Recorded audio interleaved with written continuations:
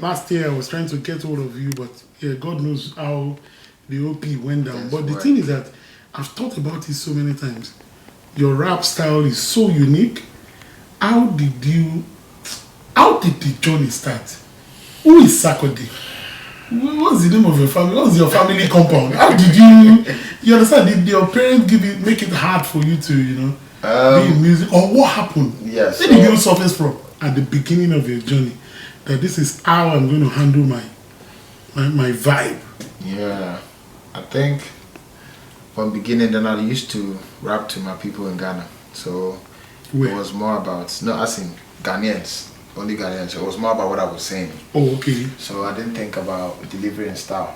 So, but then I realized that the moment I perform to somebody who's non-Ghanaian, they don't get it. At least if they don't get what you're saying, they should at least nod and feel that. But then I was all over the place with the pattern. Then I realized I need to tackle my delivery so that I kill. What did they say? You kill. You use one stone to kill two birds. So now the delivery favors you, Bankulli, and then the lyrics favors my Ghanaian people. So when you find people from all over the world trying to get Sarkodie's verse, if you testify, it's more of the delivery. On how it goes. So that is how come I created that whole. But that's very genius of you, because some people, they will just stick to what they know exactly for a while until it becomes problem, and you are able to make that correction in a way. I actually did the grind of like a serious artist. Any opportunity you get, I wasn't the type that when you meet me, you went to grab it. It didn't come to you. Like, there was nobody to. If you meet me Bankulli by the roadside and you go like, hey, I hear you the rap, you go feel. I'm a testimony that is it not the first time you came to Nigeria that you came and you were like rap and you were so tired, but you were like exactly. I said this one a fire. Yeah, that has been me, and that is how I did my crowdsourcing, because I never let any chance go, because I didn't know who was there or what would happen. So if you tell me to rap, I'll rap, and I loved it. It's not because I just want you to. Okay, which was the first song that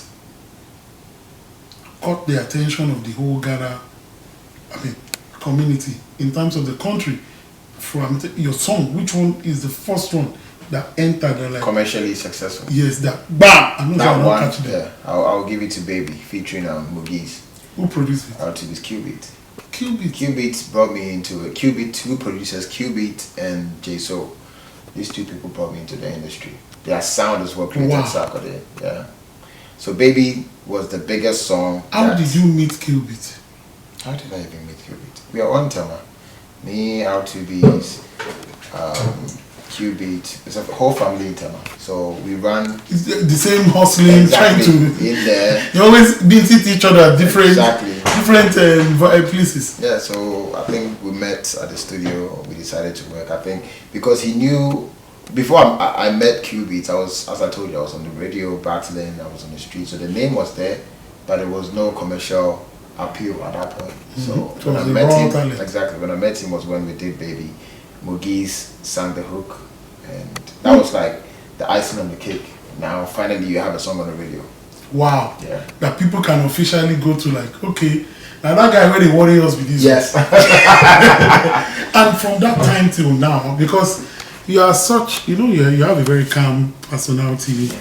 You don't make trouble. And you're like, you have a very open heart. And really, that's majorly because, that's majorly the reason why everybody, most artists from Nigeria, when they say, okay, let's go and work in Ghana, it is Sarkodie. And your humility exudes out of your music. Thank you. You understand? Even up till now, you remember when I came in, I'm like, oh boy, you're supposed to be getting old, but you're getting younger. You understand? I don't know whether that rice will be chopped. I get the rice now. Yeah. I don't know am I looking older? You understand? But the thing is that generally, what can you say to what is going on with the Afrobeat vibe? I don't want to talk about the extras. I want to talk about the growth now. Yeah. I know the project with Beyonce and beyond that. And of course, if you're saying pioneers of people that have been trying to take the culture for your song with Ace Hood, that's a fire jam. Thank Thank you so much. If I have an opportunity, if I can take that word and start running around the whole world, I will show that song to the world. I see. The verse there was fire.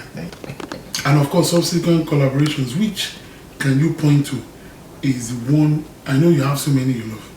There should be one or two that, this collaboration, I love it, and I got what I was looking for from it. Can you name it? As in general? In general. Yeah, that's a whole lot. But there's one person that I always tend to record with, actually two. I'll say it's always fire when I link up with Afia and a legend in Ghana called Obrafo. We've had like, I think a lot of songs, but I think 2 or 3 songs, and we always get it right. It's just the spirits connect, you know. I know you understand that. Like there's certain people that you can do a song is good, but you don't feel the connection. With these two, Afia and Obrafo, you know, we're very in tune. I don't know what the connection is, but anytime we want to record, it just flows freely. It comes easy. It brings the best out of me, I bring the best out of him, I bring the best out of Afia, she brings the best out of me. So I think to talk about song, I think it's the songs I've done with these two people. Beyond Ghana, which 2 rappers do you think you should collaborate more with, that you respect? I know there are some that you really want to work with, and they're going to watch this footage. I just, because my own thing is that I don't want us to work in isolation. I want all of us to come together. To connect. Because now, show me your friend and I'll tell you, if you want to go outside Nigeria now and start saying, I want to collaborate with you, you should be able to show the people you have actually, you know, solidly, you know, control. You must control your zone, not just the singers and rappers, but even within the rapper. I know there's that ego things that happens. I really don't approach my career with ego, because if you watch, if I'm not lying, if you can do your checks, I'll be in the top 5 most featured artists in Africa. You mean top 3, not top? And that comes with me not having egos, because exactly, it's music. I understand the ego you're talking about is different. I understand the ego you're talking. It's a rap thing, you know. We want to every rapper believes exactly they're the best. But that is why sometimes you need to collaborate. But I love music to start with. I was a musician. I sing. I write my hooks. Before I became I chose a rapper because I was young and I could relate to it. But I love music in general. So if you study, I could rap on a hip hop beat, but that is not my approach. I want to do good music. If I get you and Nasisi on the same track, will you do it? That would be nice. You've never done any song with him? I think I think there was an African song that we were all on. No, not African. I mean one-on-one. Yes, no. We have never. I have a beat. I will call Nancy and I will get the 2 of you. Definitely. I want, because at the end of the day, you are a legend. Bless you. You understand? And I know you have not just following in Ghana or across the world. You have solidly, you know, intelligent followers that they monitor everything you do. Like just now, you were showing me like a private letter that is sent to you that guy. Yeah, but we still do more. You understand? Which you rarely get from, you know, some fans. Yeah. And even when fans send it to some artists, they don't even care. True.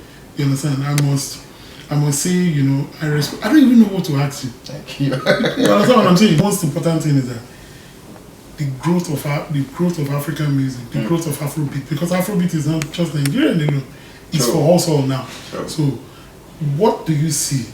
Because we can see the storm.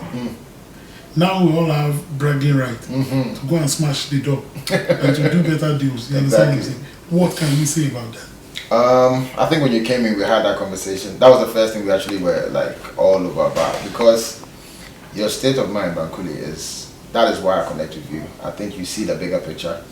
You see beyond what everyone else sees. Everyone else sees let me use the glitz, the glamour, the whole we are looking good, and the ego comes in. You see beyond that and want to see us getting to a next level, so you could sacrifice even yourself to get it there. I'm in the same state of mind. So when certain moves happen, when I see it, I'm like, this is exactly what I've been praying for. We've been, you know how these things goes. Like, we have been having meetings out here in the States, sometimes trying to push certain agendas, and they find it difficult. You can't blame them. These people are doing business, so they will look at what is happening. What's happening? And then they it's will what they see. exactly what they see, what they hear, and what works for them.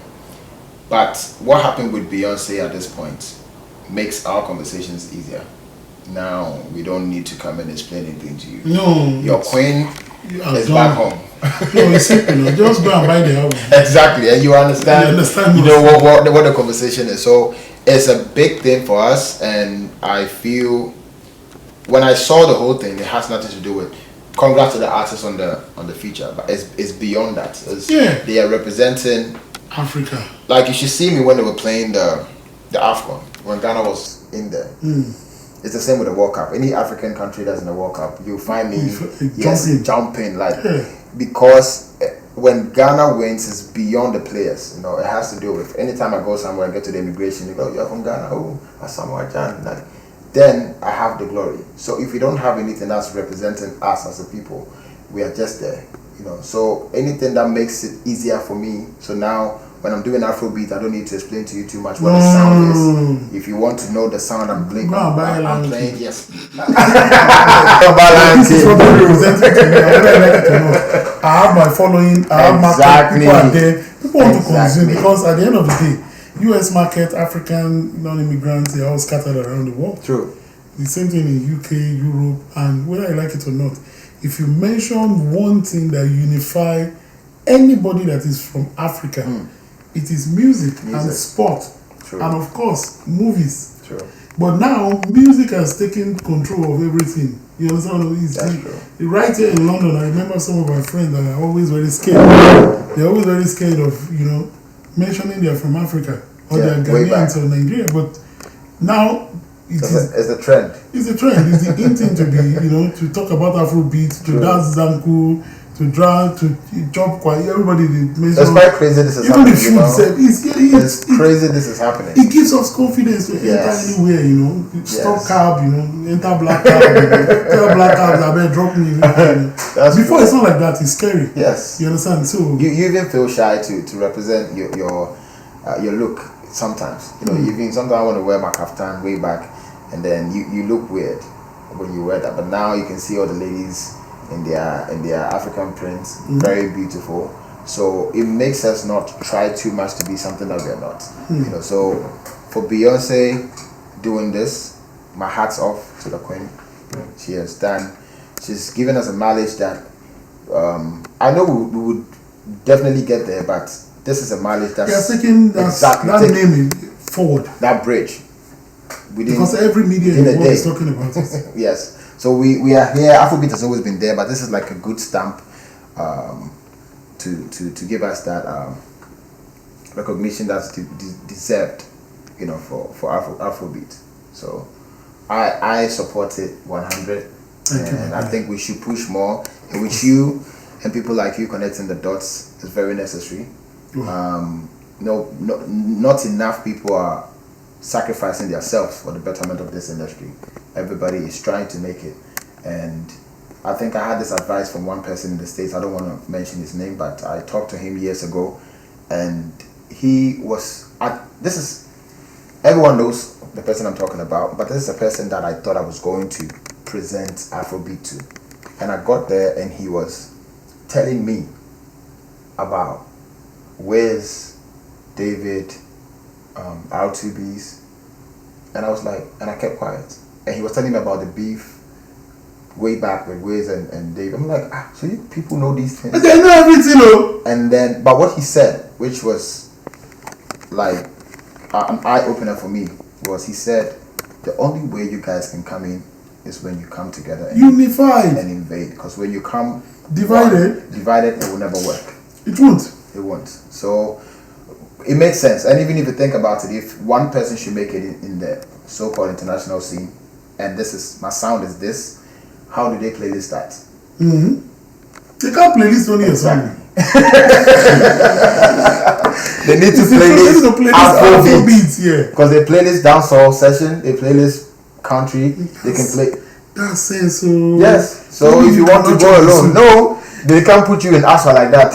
You and Asha, and no. No. They need you. They need David. They need Sark. They need Shatawale. They need Stoneboy. They need exactly. everybody. So that when the playlist is playing, now people just are in tune. They just enjoy it. Exactly. So the invasion should be together, and I think there should be more Bankullis in the industry.